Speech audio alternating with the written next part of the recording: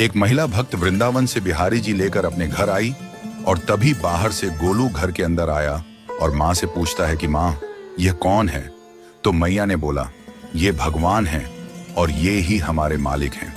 अब तो घर में जब भी कोई नई चीज बनती तो सबसे पहले बिहारी जी को भोग लगता। पहले यह सब चीजें गोलू को सबसे पहले मिलती थीं। इससे गोलू बहुत चिढ़ने लगा और मन ही मन ठाकुर जी को कोसने लगा।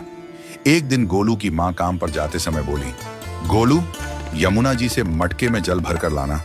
जब गोलू पानी भरने के लिए जाने लगा तो जाते जाते बिहारी जी को कहने लगा, खाने के लिए तो सबसे पहले तैयार रहते हो, लेकिन काम तो मुझे ही करना पड़ता है। अगर यहाँ रहना है तो काम करो। कहकर गोलू यमुना जी से जल भरने के लिए चल पड़ा।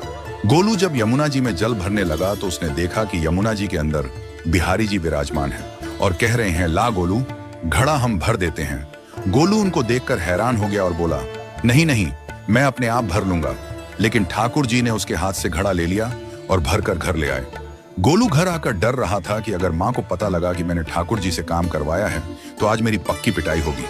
माँ ने घर आकर बिहारी जी को गीले कपड़ों में देखा तो एकदम से हैरान हो गई और कहने लगी कि गोलू, ये जरूर तेरी शरारत है, जरूर तूने ही इन पर जल डाला है। गोलू ने अपनी माँ को समझाने का बहुत प्रयास किया, लेकिन माँ ने उसको डांट कर चुप करा दिया और ठाकुर जी के भीगे हुए वस्त्रों को बदलने लगी।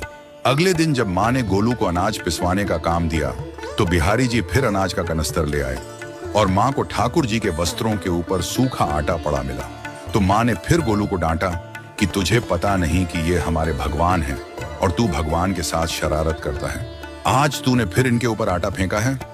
तो गोलू शपथ लेकर कहने लगा, नहीं माँ, मैंने कोई शरारत नहीं करी है। ये तो मेरे हाथ से गेहूं का कनस्तर लेकर खुद पिसवा कर आए हैं। गोलू की माँ आज बहुत गुस्सा हुई। अगले दिन फिर माँ बोली, बेटा गोलू, आज तुम्हारे बाबा बाहर गांव से वापस लौट आएंगे। बस आज का ही काम है, तुम जंगल से थोड़ी लकड़ियां ले आना। गोलू फिर डर गया, कहीं ठाकुर जी फिर मेरे पीछे ना आ जाएं। गोलू ने माँ को बोला कि मैं चला तो जाऊंगा, लेकिन बिहारी जी को समझा लो, वो मेरे पीछे ना आए। उसकी माँ हंसकर बोली, हाँ हाँ समझा दूंगी, तुम जाओ तो सही। गोलू जल्दी जल्दी लकड़ियां लेने जंगल में चला गया और माँ काम पर चली गई।